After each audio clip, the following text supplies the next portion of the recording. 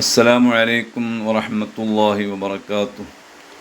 അബ്ദുല്ലാഹി ഇബ്നു ഉമർ റളിയല്ലാഹു തആല അൻഹുമാ റിപ്പോർട്ട് ചെയ്യുന്ന ഹദീസ്, നബി സല്ലല്ലാഹു അലൈഹി വസല്ലമ തങ്ങൾ പറയുന്നു, മൻ ഫുതിഹ ലഹു മിൻകും ബാബുദ് ദുആഇ ഫുതിഹത് ലഹു അബ്വാബുർ റഹ്മ.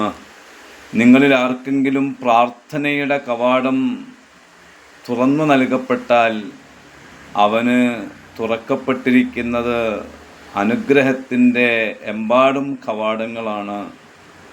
അതായത് ദുആ ചെയ്യാനുള്ള അവസരം ലഭിക്കുക എന്നത് ധാരാളം റഹ്മത്തുകൾ നേടിയെടുക്കാനുള്ള കാരണമാണ്.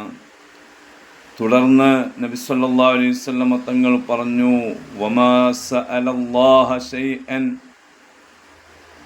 ബിമഅന അഹബ്ബ ഇലൈഹി മിൻ അൻ യസ്അലൽ ആഫിയ.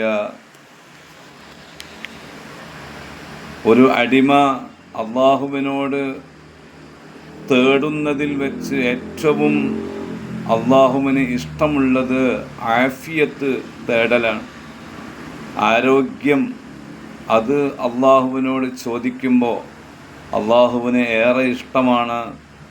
ആകയാൽ പരിശുദ്ധ റമദാനിലും മറ്റും ദൈനംദിന ജീവിതത്തിൽ പ്രാർത്ഥനയ്ക്ക് ഏറെ സമയം കണ്ടെത്തുക. ആ പ്രാർത്ഥനയിൽ ആഫിയത്തിന് വേണ്ടിയുള്ള പ്രാർത്ഥന വളരെ പ്രാധാന്യത്തോടുകൂടെ നിർവഹിക്കുക. അത് അള്ളാഹുവിന് ഏറെ ഇഷ്ടപ്പെട്ട കാര്യമാണ്. ഇമാം തിർമിദി ഈ ഹദീസ് റിപ്പോർട്ട് ചെയ്തിട്ടുണ്ട്.